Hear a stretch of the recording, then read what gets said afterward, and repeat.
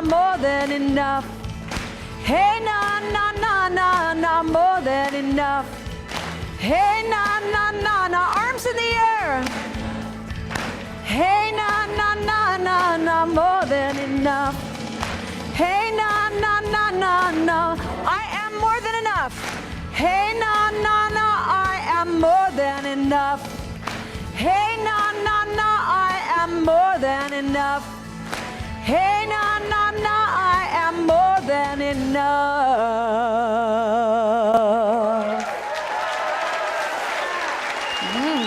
Thank you.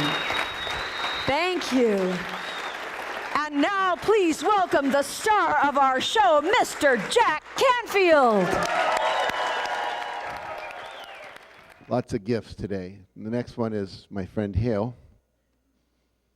And Hale and I met at a friends of ours' house, Gay and Kathleen Hendricks. Some of you may know their work in couples work and breathing and centering and so forth.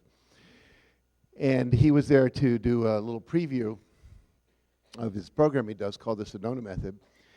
And I was just blown away is probably the wrong word, because it's like blown away is like explosive, and this is more like, ew. And so I ended up taking his seminar with my wife and my 13-year-old son, who is not much into this kind of stuff. You know, he's more into headphones and rock bands. And it was just a wonderful weekend that we spent up in the Ojai Valley Inn and Spa. And what was really amazing is we've become, I don't know if we'd say best friends, because I have other friends I've known longer, and so has he. But I feel as close to him as any of my best friends. And for almost, I don't know, better part of a year, every 2 weeks, we call each other around 4:30 on a Tuesday or Thursday afternoon and spend about an hour on the phone just talking. And I think just about anything, just so we can be together, just kind of hang out like brothers. And Deepak Chopra had, was it his 50th birthday or 60th? 60th birthday, we think. Anyway, Hale was invited, and I was invited, and Mark Victor Hansen was invited, and Susan and Ariel Ford, and Brian Tracy, pretty much anybody who was anybody in the human potential movement on the West Coast. We were all looking forward to it, because you're going to get to see each other, you know, which we don't always get to do. And then all of a sudden, I came down that previous night with the worst flu I think I've ever had. And I was just like that, you know, the runny nose thing, and nothing you could do would stop it. And so my wife went off with some other people to go to this thing, and I'm sitting at home in my office kind of feeling sorry for myself, but working because I was bored. And I get this phone call on a cell phone with a rock band in the background, and it's Hale. And he says, "So you got a cold or a flu?" I said, "Yeah." He says, "You want to release it?"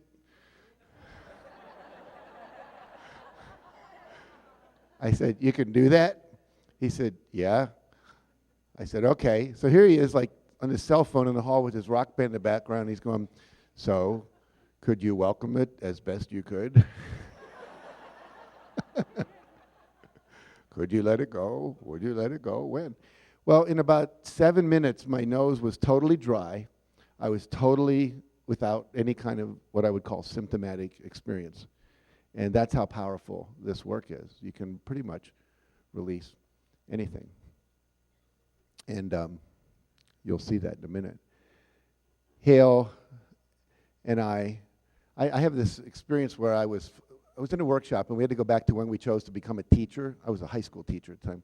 And everyone went back to when they were like 3rd grade, 5th grade, Mrs. Maloney. Oh my God, I loved her. I wanted to be a teacher. And I went back to before I was born. I felt, oh, should I share this? They'll think I'm weird. And literally there was a group of like angel type people just floating through the universe, kind of like a Hell's Angel gang on a vacation. And I had this sense that overall, like on motorcycles, just tooling through the universe, you know, and all of a sudden we looked down, and it was like there was a war on the earth, and it was, well, we better go down there. And kind of like you see an accident on the side of the road, and a bunch of people were going, "Oh man, we're on vacation, come on." And I said, "No, I'm going down." And a bunch of people did. And I remember coming up with this term, the Golden Motorcycle Gang. Every once in a while I meet someone who was like part of that group, who just committed their life to service. And Hale's one of those guys that's in that motorcycle gang of people that are really just into total selfless service. And he's written a book, well, 2 books, Happiness is Free, the Sedona Method, And then he has all kinds of tape programs of this stuff, so you can do it on your own at home. And I remember taking the weekend and then getting the course and doing the course at home at night. Every night in bed before I go to sleep, I just go through one of the tapes with my wife. We'd sit in bed and get our workbooks out and put our headphones on. And well, I'd put my headphones on if she wanted to go to sleep and not do it. We'd keep it no headphones if we didn't. Really profound. And so really it's a treat to introduce to you one of my special friends, and I think you'll feel the same way at the end of the day. Hail.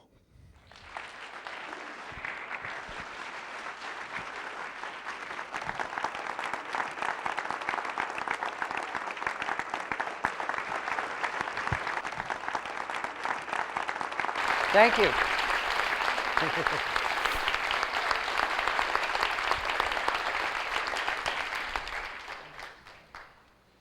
Thanks, Jack. What a send-off. Now, that's a lot to live up to.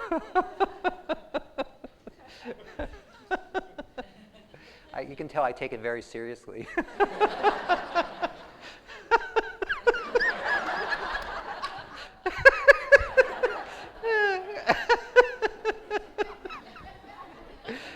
At any rate, in the time we have together, what my intention is, if it's all right with all of you, is I'm going to try to condense our 13 CD audio program and a 432-page book into the next 2 hours. And that's probably seems familiar to you based on what you've been experiencing so far.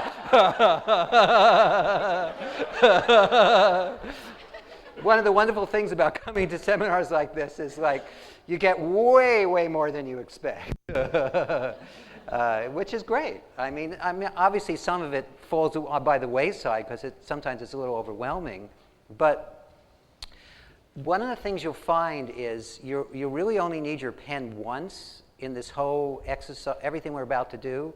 And what I'm going to have you do with your pen might surprise you. No, it's not that.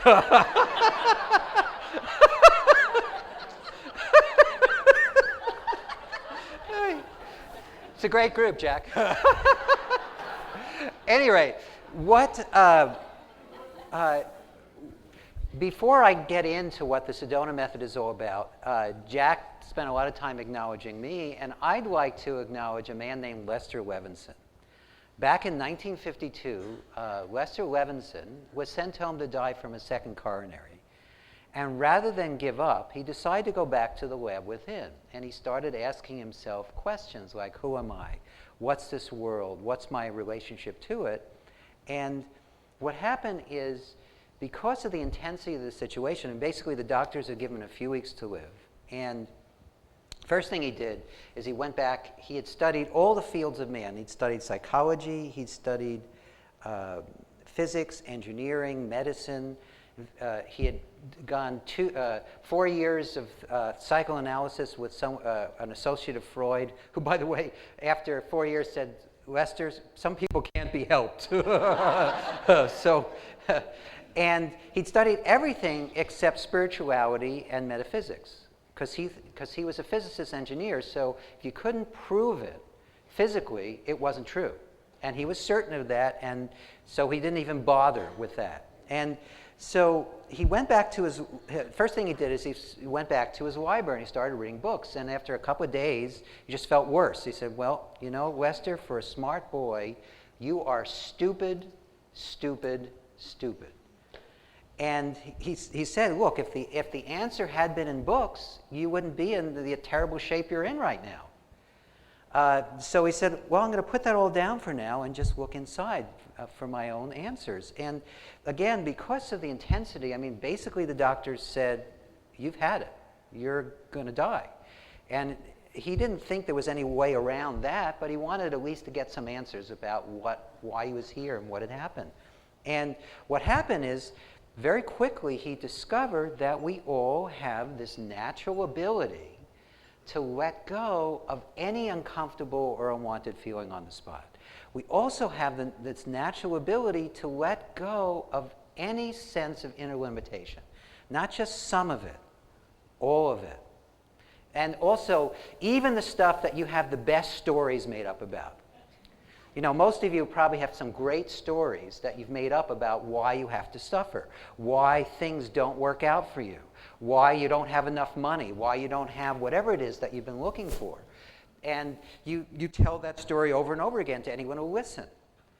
But despite all of that, Lester discovered that all of that can be simply let go of. And he started letting go, and he felt better, and he started letting go, and he felt better.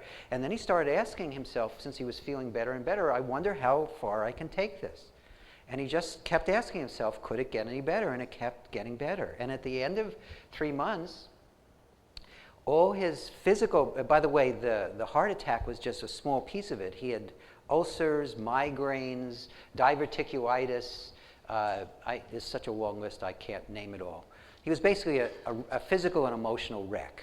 At the end of the 3 months, though, he entered a state of profound peacefulness that he lived in another 42 years after the doctor said you have weeks to live. And during those 42 years, he lived in a state of unbroken awareness, 24 hours a day. Even what most people would consider sleep, he was fully awake, even while his body was sleeping, and fully at peace and at rest, even as the body moved. And I met Lester back in 1976 at a seminar I organized for a man that some of you may have heard of, Leonard Orr. I don't know if you remember him. I was one of the first rebirthers in the mid-'70s. And Lester came as a guest to the seminar, and I didn't even notice him in the seminar, because one of the things about Lester was he was completely unassuming. He never tried to bring attention to himself. And he treated, so I didn't even notice him in the seminar. We went out to lunch together, and it was me and Leonard and just a handful of other people. But as I sat there with Lester and just was in his presence and noticed how he was, before the lunch was over, I knew I had to find out more about what it was all about. And all he would tell me is, this is back in 1976, is you sit around the table and release. And I had no idea what he was talking about. This is 76. The only people really talking about letting go that consistently back then was the 12-step community. That wasn't very popular back then. But I knew that if it could give me just a small taste of what he was a living example of, I had to find out more. So I had a couple of second thoughts. This was on a Sunday. That Thursday, they had these introductory talks, so I brought a friend because I wanted her to come with me to the seminar, so I didn't have to do it by myself, and she decided to come with me. Before the course was even over, I was so moved by this work and I just got this intuitive sense that this is why I came to this planet, this lifetime, to get this work out to the world, and that's what I've been doing ever since. And so Lester's basic tenet is that we are all unlimited beings, limited only by the concepts of limitation that we hold in mind. And these concepts of limitation manifest consciously as our thoughts and feelings. And you can use those conscious manifestations of your limitations to learn how to simply let them go. And in doing that, you also don't need to necessarily try to put in the positive, because you are already unlimited, because it is your natural state. You don't have to force that. That's easy.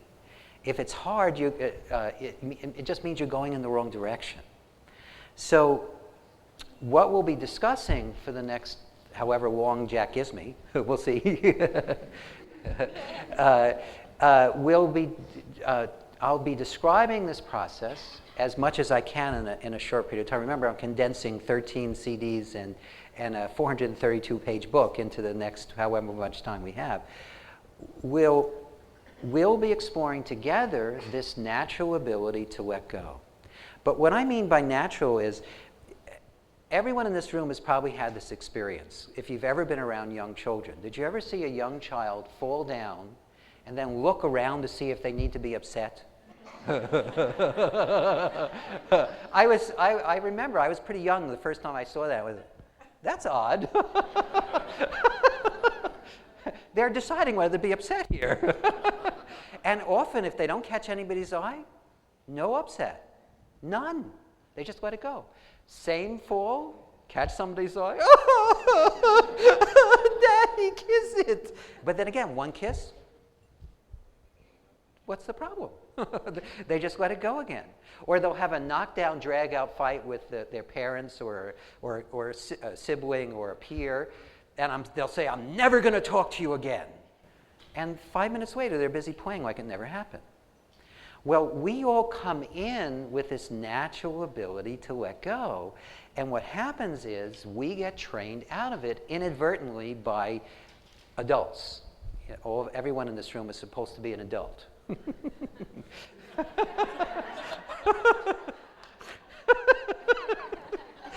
At any rate, in the process of, and there's a funny joke that illustrates that. For the first couple of years of life, and a lot of you have heard this, I'm sure. For the first couple of years of life, everyone we know is trying to get us to walk and talk.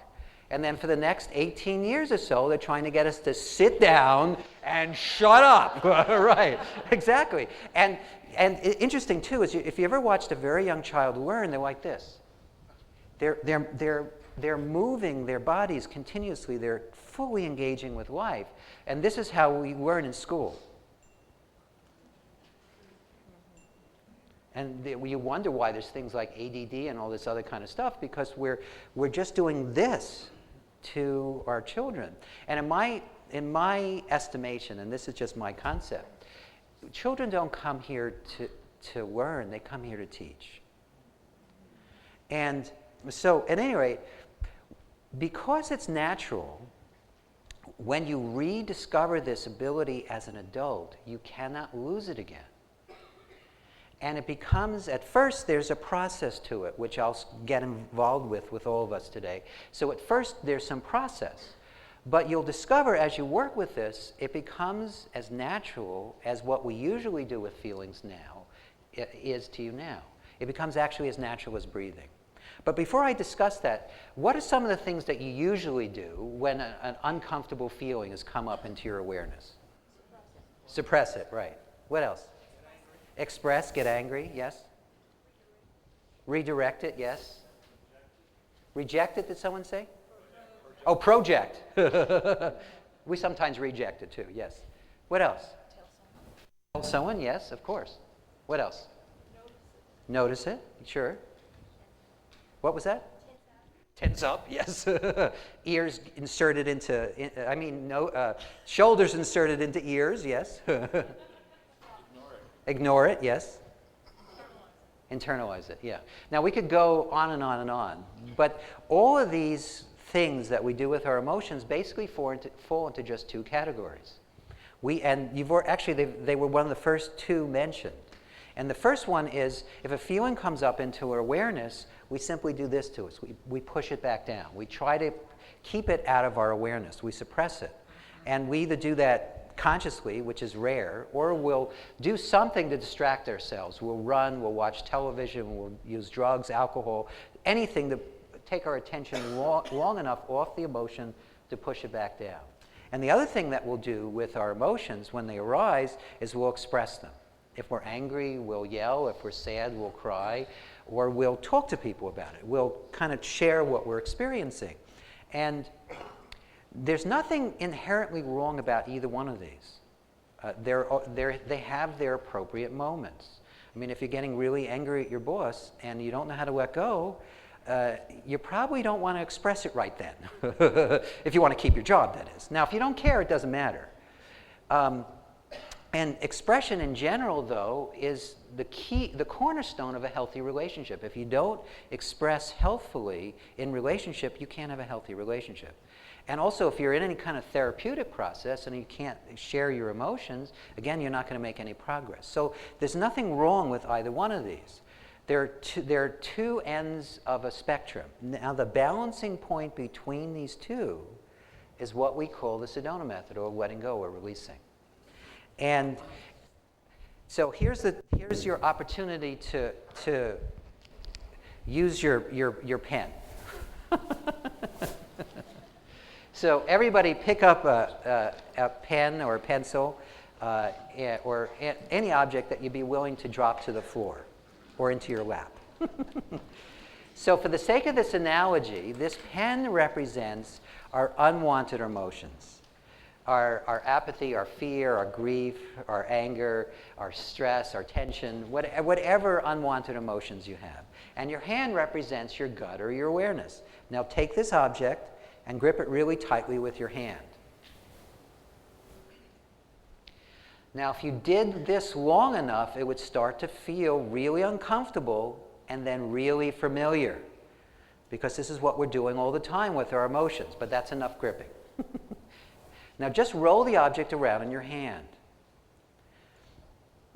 Now, is this object attached to your hand? No, obviously not. But has it ever felt that way with an emotion?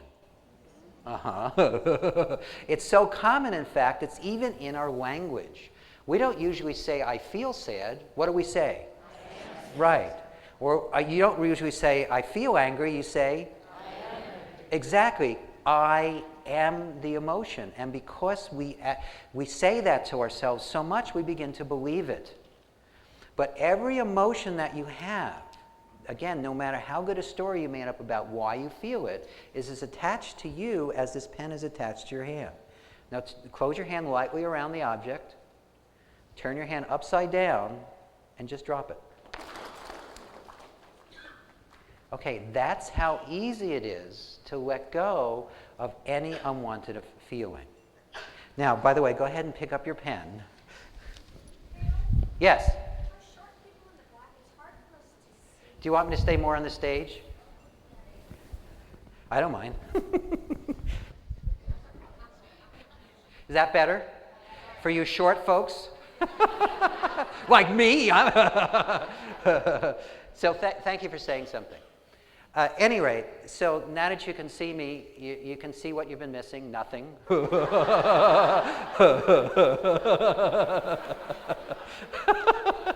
I'm really not that much to look at, but if you insist. Any rate, so that's just deciding to let go is, we need to turn the mic down just a touch because it's feeding back. Okay, good. Just deciding to let go is one of the ways that we teach how to let go. But that's just one way.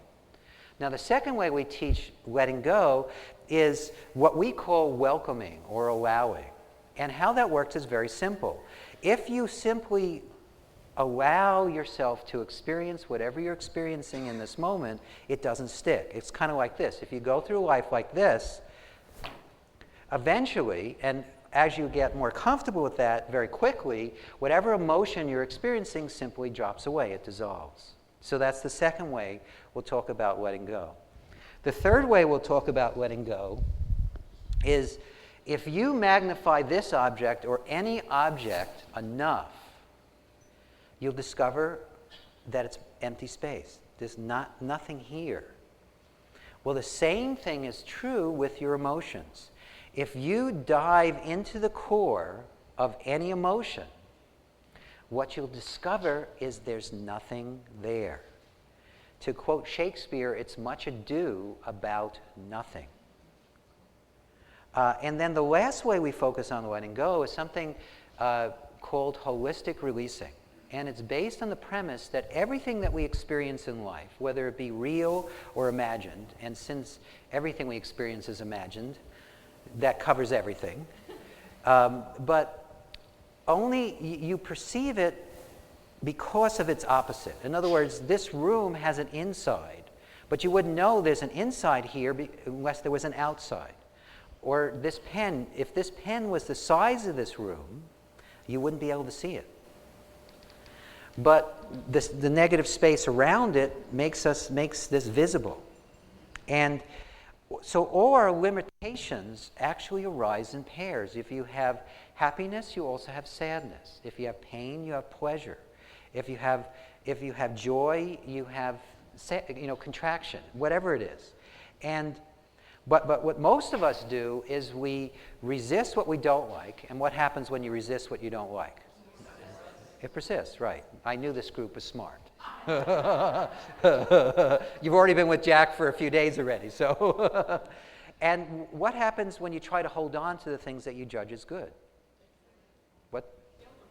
You kill them? Yes, that's true. But also, they slip away. This is what we do in life most of the time. It's a juggling act. The stuff we could judge as good is over here and bad is over here, and we're like this all the time. We're trying to keep them as far away from each other as possible, and it's impossible because they're connected. There is only one.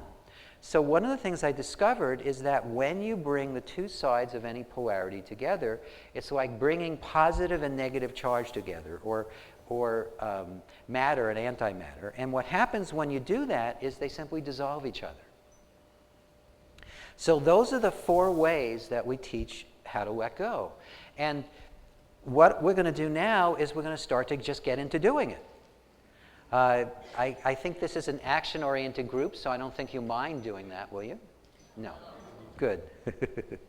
See, now you don't need the pen. So we're going to start with the first way, and we'll cover as many of the other ways as we can in the time allotted.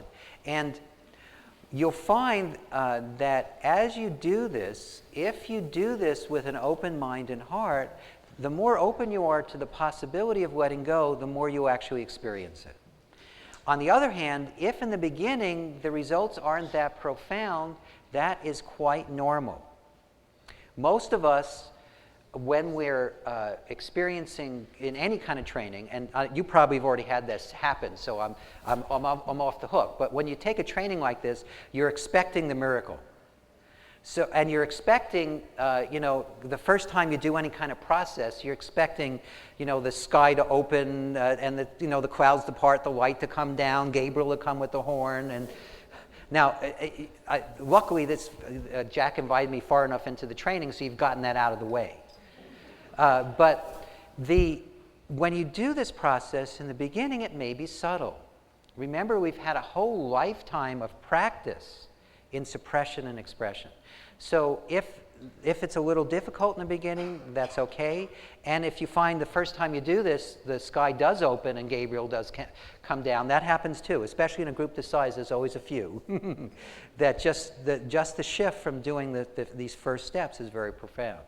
So just be open to whatever happens. And I'm going to start by asking you a series of very, very simple questions. And let me qualify something here. In our trainings, the reason our trainings are a weekend, the reason there's 13 CDs and there's 432 pages in this book about something incredibly simple, is because you have to hear over and over and over again, yes, it can be this simple. Yes, it can be this easy. Because unfortunately, most of us have a tendency to overcomplicate everything. And a wise man once said, and one of these days I'm going to share this in a seminar, and someone's going to tell me who said this, because I'd like to accurately quote my source, but I just don't know who said this. But the quote is, "Truth is simple. If it was complicated, everybody would understand it." But we just have a tendency to complicate things. So what I invite you to do as we go through this together is to allow it to be as simple and as easy as it actually is.